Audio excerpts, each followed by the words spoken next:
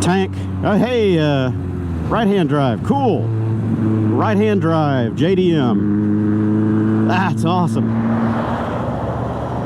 That is badass, dude. JDM, man, that's awesome. Nice, I've never seen one. Thanks.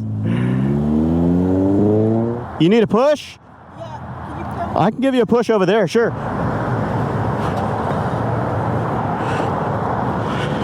I don't know how far she wants to go, but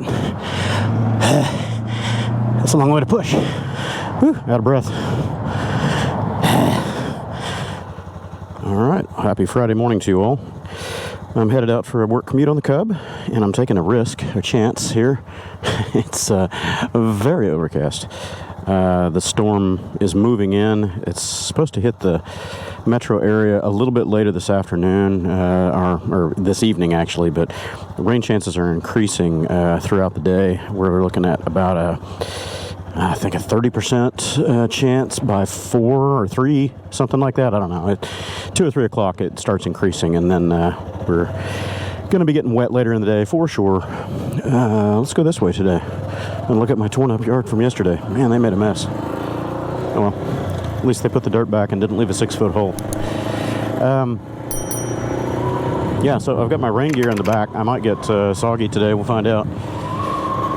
I may, not sure, stop at the warehouse and pick up my truck to go to a client site that's further on the east side of town. I'm not sure. Yeah, I'll decide when I get a little bit closer into that direction. I need to stop by the warehouse anyway, so when I get there, I'll decide whether I'm taking the truck or not. So, I'm trying to crank out a few videos here and there. I mentioned it a little while back, but, you know, my work has slowed down a lot, and that's good and bad. Bad for money, obviously. Good means I have more time to make videos, but then I'm devoting too much time into that and not focusing on the stuff that gets me paid. I've been taking a little bit of a break from the YouTube production. It's not a moneymaker for me. I've never really treated it as such. If I want to transition it into that, it's going to take a lot more work to try to be sustainable in it, and I just don't have the excess capacity or excess money right now to sustain me for my necessities and whatnot. So it's having to take a back seat. At some point, I hope to make it a little bit more profitable, or just, you know, if the distribution of it, whatever I'm doing, is interesting enough to grow the channel enough to make it profitable, then that's great. I don't want to get into forcing it to be something that it's not. It started as a hobby, and it's going to continue to be a hobby. I have several commercial offers every week coming in from different companies all over the place, wanting me to do sponsored advertisements and reviews and all kinds of things like that, and I've always been pretty reluctant to do that because I don't want to be trapped in this situation where I feel like I have to review something and give it a positive review or whatever because they're paying me. I would much rather do unbiased reviews where I buy something and I'm just telling you about it because I like it, it works, because then it's honest and I don't feel like I have a conflict of interest. That being said, I do have a couple of sponsored requests that are coming into me lately that I will probably do because it's really just about reviewing the product, and it's not, they're not paying me monetarily. They're going to give me free products to take a look at, and I'll do an honest review on them, torture test them, you know, according to my needs and things that I do, and we'll see how it goes from there. If I don't like it, I'll say I don't like it, and then these products will be given away on the channel. So I have a few coming in from mini-moto, 3 or 4 different products that they want me to, you know, give my unbiased review in return for a free product, of course. So it's still a sponsored type video because they gave it to me for free. So I'll be putting the, you know, contains sponsored advertisement or whatever at the beginning of the video, so everybody knows exactly where I'm coming from as far as my viewpoint. But If it's good, I'll say it's good. If it's not, I'll say it's not. I won't be a dick about it because I didn't spend my money on it. But if it works out, then it's great. Somebody can benefit from the review, hopefully, and then when I do my live streams, like the Saturday Night Lives, I'll give those away on the product or on the stream, the different products, whatever. If it worked, somebody gets something that works. If it didn't work, somebody can try it out for them, see if it doesn't work for them. That kind of thing. Not looking for confirmation bias, just passing it along. So we'll see. There have been a couple of very expensive products that people have asked me to review. And when I say expensive, I'm talking, well into the $1,000 and $1,500 range and things like that. And I don't know, I've got kind of a mixed opinion on whether I should do that or not, because the more expensive the item is, the guiltier I feel about saying it sucks. So I don't know, and that's assuming that it doesn't work out. It might just be fantastic, but again, that's the other edge of the sword. The more expensive something is, if I give it a glowing review, people are going to think, oh yeah, you're just saying that because you got it for free or they're paying you or whatever. It's a slippery slope. I guess it would be good to even if it's a glowing review, find the negatives in it. Do the 3 good things, the 3 bad things about it, whatever. I'll figure it out. Would be pretty cool though to get some of those high dollar items, because there are things that people are interested in. I won't name names or tell you what they are, but let's just say they're expensive. Not like motorcycles or anything, but accessories and camping products and stuff like that are rather high dollar. I think that would generate a lot of traffic for the channel, and it would let people see something that maybe they haven't seen, or figure out if it might be useful for them in a different context, because some of these products have been reviewed on other large channels, multi-million subscriber kind of channels, but they're approaching it from a different mindset than I would. You guys know my proclivities for doing weird stuff on motorcycles and minimalist camping and things like that, so it would be looking at it from a slightly different viewpoint, and how it could fit into a different role than perhaps what the manufacturer had designed it for.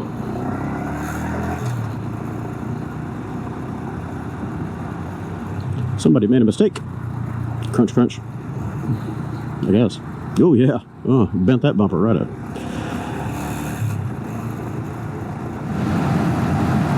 So I'm trying to modulate my speed to about what I get on the Navi.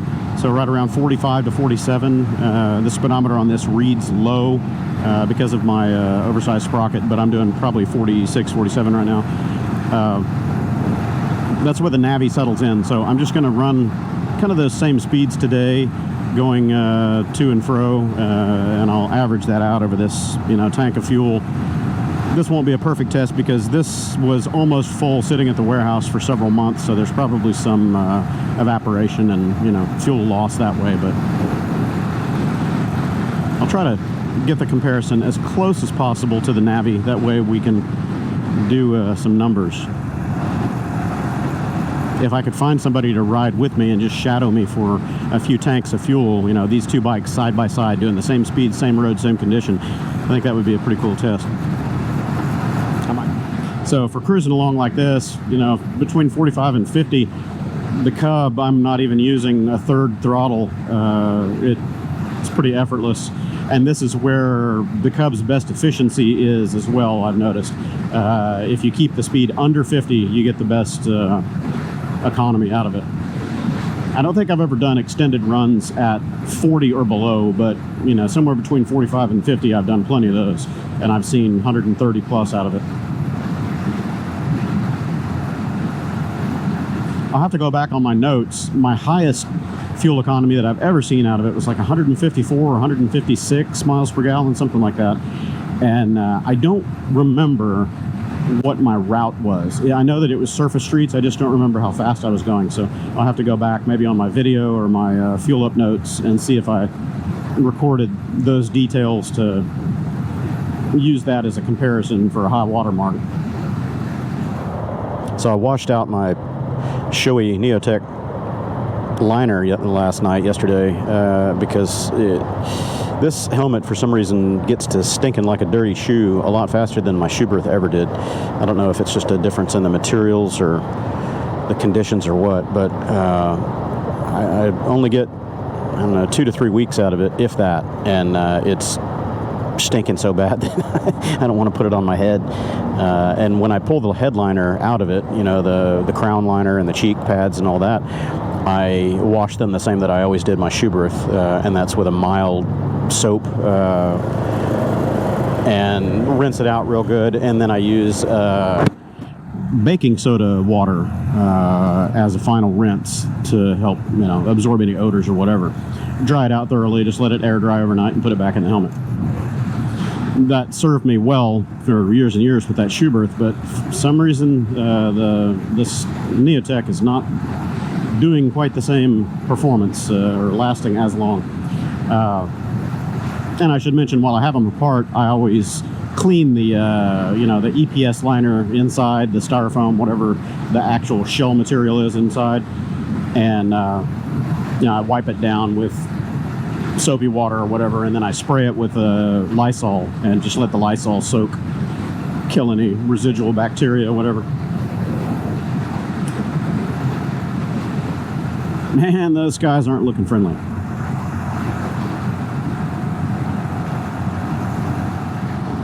Yep, 47. The Cub has a particular vibration to it with this. It used to be at a lower RPM, or lower speed rather, before the sprocket changed, but I can always feel where it settles in at 45 indicated, which is about 47 actual. It has a particular resonance vibration that starts up, so I always know when I'm going about 45. That resonance used to be around 40 before I did the sprocket change. My CB500X has the same thing. It's always set up kind of a nasty buzz. Hey, Tent City, all right, good stuff. It's always set up a resonance between 60 and 62. It's kind of annoying. So I always try to get through that range and not sit there. So when I start getting up toward 60, I'll bump it up past 65 just to get rid of the resonance. Now, if I did the +1 front sprocket on that bike, which I'd like to do, it's been on my list for a long time. I just haven't done it.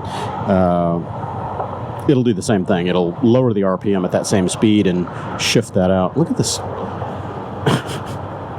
This truck is being impatient, doing a right turn on a red, and about to clip a guy that can't see past the truck to begin with, and the truck is getting annoyed that the car is in his way to make his overly wide, illegal right turn. Okay.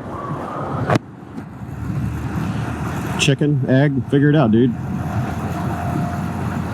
So if I weren't doing the fuel economy challenge, comparison, whatever, I would be on the highway today, just staying in the right lane and commuting in, but trying to keep apples to apples as much as possible and staying away from homicidal cagers doing 70 on the access roads. I've seen an increase or an uptick in constable presence out here on the highway lately. They're finally starting to police it a little bit. Every morning I go in, I'll see 2 or 3 cars pulled over, but that's not enough considering the 500,000 people that travel this corridor every day. The stats are probably even higher than that now. I remember reading some stats a few years ago, like just pre-COVID, and they were talking about the flow on I-10 inbound, outbound for the commutes, and it's like 500,000 cars go through this every rush hour. It's insane.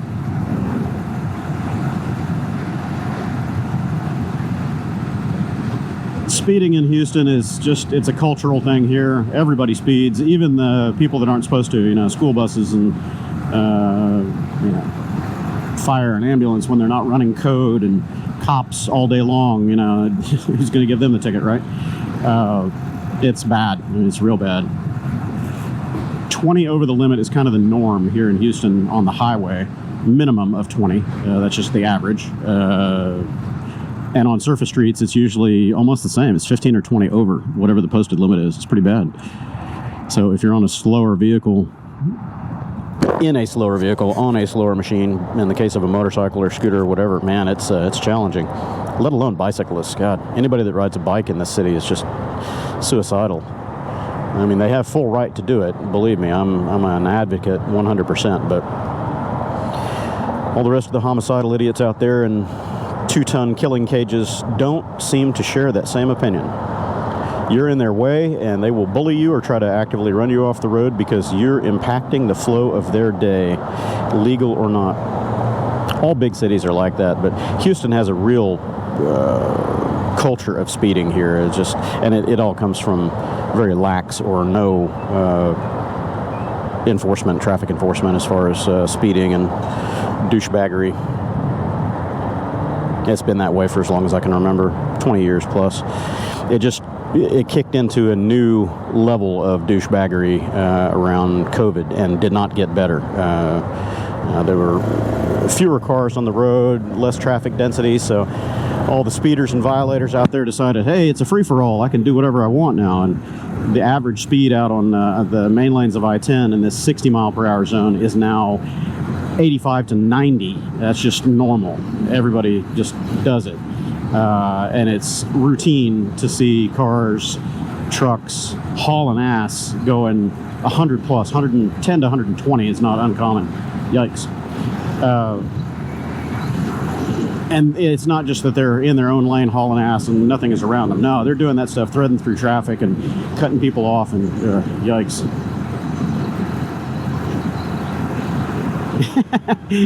The PowerBall sign. I came through here several days ago and talked about that. It was 700 million or something, 770, I don't remember. It's 1.2 billion now, so the sign doesn't go up that high. 999, that's it. I played. I tossed my $10 into the pot. I'll probably do it again tomorrow, Saturday, when the next draw comes up. I wonder if this is the highest Powerball ever. It might be. I'll have to look at the stats. By the time this one hits tomorrow night, Saturday night, it might be up to 1.3 or 1.4 billion with a B. Billion. Yikes, that's a lot of money, man. And of course, if you take the cash pay option, then it's, 50% of that or 60% of that or whatever. And then Uncle Sam takes at least 50% of what you just got. So, that's always the scam about lotteries, is it's never the face value. And the government gets half of whatever it was. IRS takes all that for gift tax or winnings, or I forget what they classify it as, but yeah. But still, that's a ton of money. It's a huge ton of money. So I haven't received the shipping notice yet on my tank. Oh, hey, right-hand drive, cool. I gotta give this guy a thumbs up. I don't want to run into this guy in front of me though. Right-hand drive, JDM. That's awesome.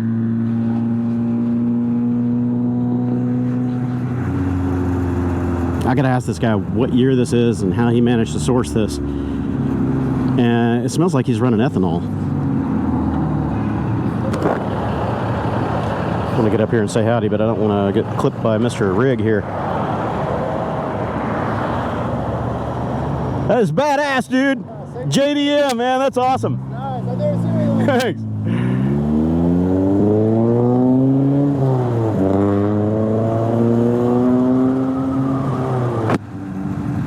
Didn't have enough time to ask him any questions. That's pretty cool. I wonder how that is to drive a right-hand drive in the US. I did it once a long time ago, but it was just for a joyride on the highway. I didn't run it around in town much. A guy that lived down the street from me in Oklahoma many years ago, hell, I'm going to get up on the highway. I don't want to stop at these next 3 lights, 4 lights, 5 lights. Anyway, a guy in Oklahoma lived down the street from me, and he was a gray market importer.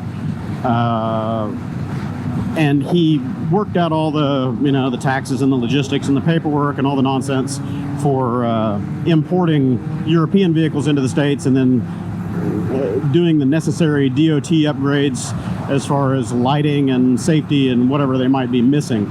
So anyway, he had a Porsche roof 930 slant nose turbo that came in from the gray market, and he also had a 959 right-hand drive. I didn't get to drive the right-hand, or the 959. I rode in it, but I drove the 930 slant nose.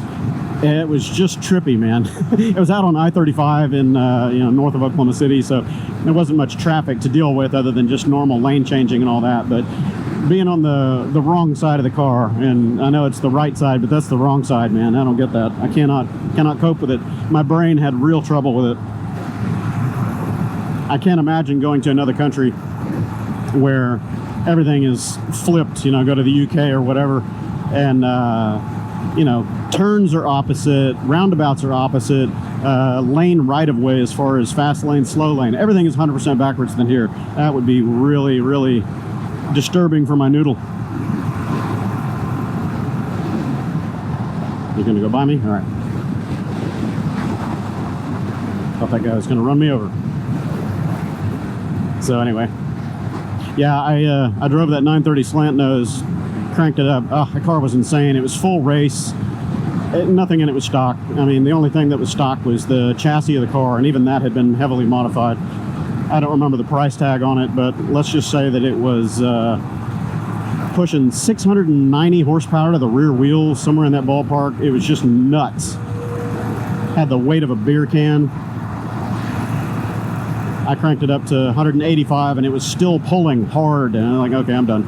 Yeah, it's plenty fast.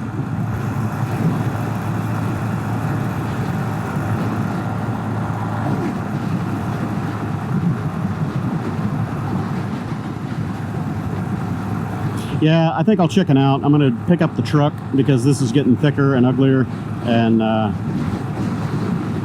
I like to avoid riding around in the city stuff, especially going toward the east part of town.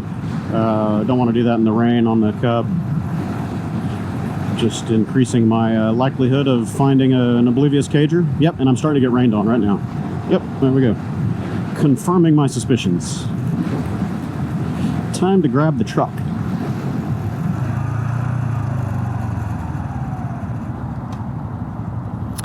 So we're about a half a tank indicated on the Cub right now, and that's how many miles in? I don't know if my no, I think my trip meter stayed after all the power resets and everything, so I'm 52 miles into this. Half tank indicated is actually, you know, probably 3/4 tank on this, because when it goes flat and starts flashing on the last bar, you still have a 1/4 tank left. So this is 2/3 tank, something like that, a little over 2/3. So this will be probably 115 mile, maybe 120 mile tank, something in that range. I'll fill it up before then. And another douchebag making a double left. God, these people.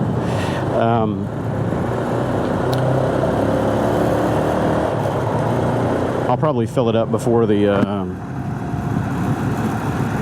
tank runs out. That way I can get a better estimate of true economy, because this thing sat in the warehouse for so long. I want to say it sat at home for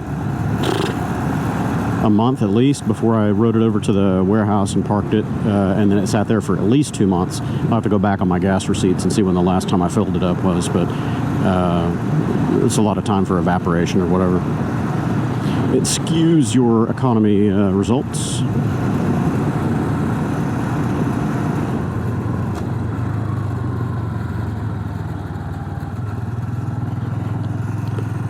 All right, well, I'm here. Hey, somebody else is scootering today.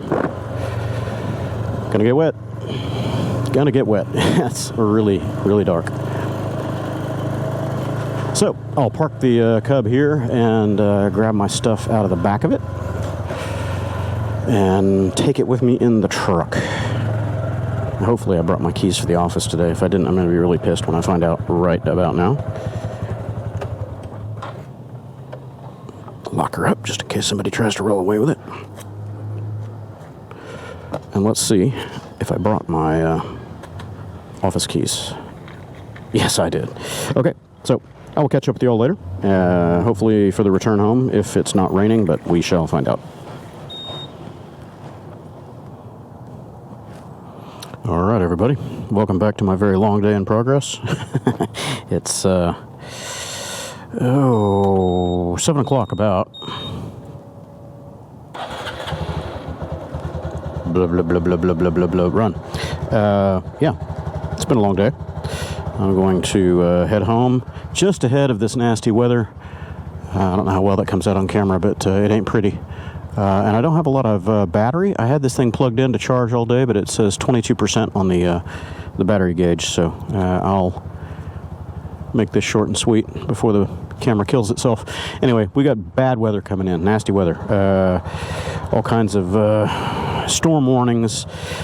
The tornado warnings have shifted, and apparently they are in effect everywhere north of about middle of Texas into Oklahoma. So apparently the worst weather is to the north of us, but yeah, it's going to be something. We are going to get hammered. It's been raining on and off all afternoon here in the Houston area, but nothing real severe yet here. It's just been kind of drizzly, windy, but I think the real weather is coming in. It'll be about 8 p.m. I think is when the estimates were saying, right around 8. So I hightail it home. I should be able to get there with plenty of time to batten down the hatches, put the little Cub in the garage.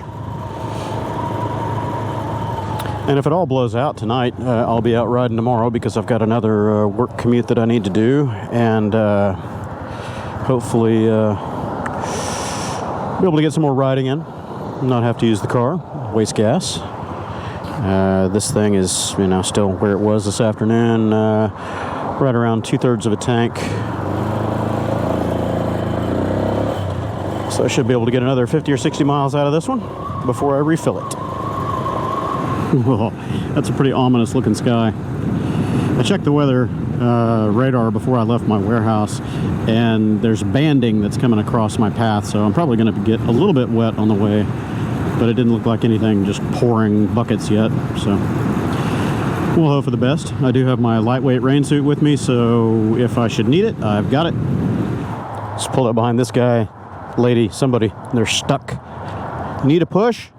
You need a push? I can give you a push over there, sure. Can you put it in neutral, and I'll give it a shot.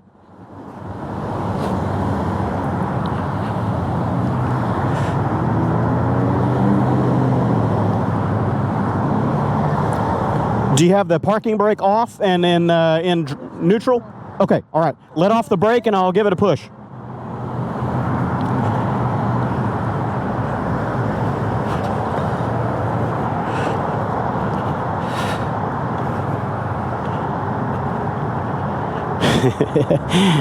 Get her around the corner over here at least, so she's not just stuck in the middle of traffic. Somebody's gonna come flying around and rear end it.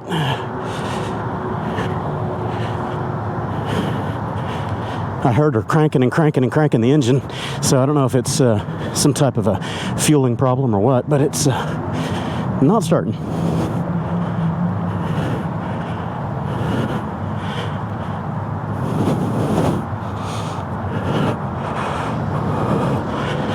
I don't know how far she wants to go, but if we can get it to this driveway.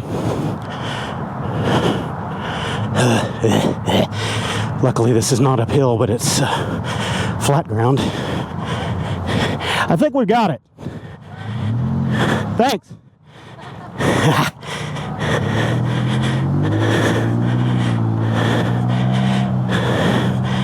See if I can get her into this parking space. That's a long way to push. And of course now we're turning. Okay. Okay. You're welcome. Have a good night. Yeah. I wonder if I think I might run out of gas. Maybe. I heard you cranking, so I don't know. Gas station. Okay, good luck. Have a good weekend. Whew, out of breath. Long way to push. Let's see if I can maneuver myself out here without getting whacked. Tonight is my 23rd wedding anniversary. I married my lovely bride 23 years ago on this day, November 4th, 2000. Or 22 years, sorry. 22 years we've been married. Out of breath. Anyway, so she set a lovely dinner at our table and is waiting for me to come home. I told her that I would probably be home around 6, but I ended up working about an hour and a half late, or later than I expected, so watch out, guys. Let's get home without any accidents, huh? Anywho, I don't have much more battery left in the camera, so it's probably going to croak any moment. So I'm trying to get home. I'm sure that poor lady that just ran out of gas is trying to get home too. Yeah, I think she ran it out of fuel. That's what she was saying, because I could hear her crank, and it wasn't firing at all. So I figured either bad ignition or out of fuel. Yeah, it's too bad I wasn't carrying my little fuel bottle with me today.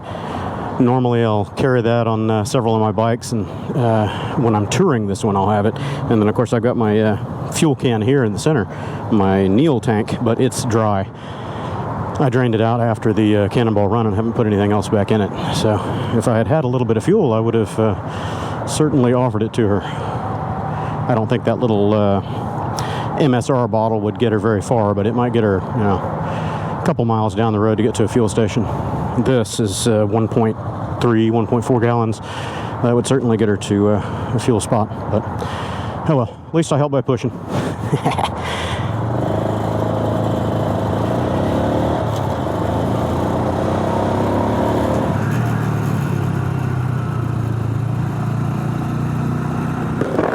All right, home again. Another week work gone and done. Another successful commute, and I managed to help somebody along the way. Don't get to do that every day. So I'm gonna go have my anniversary dinner.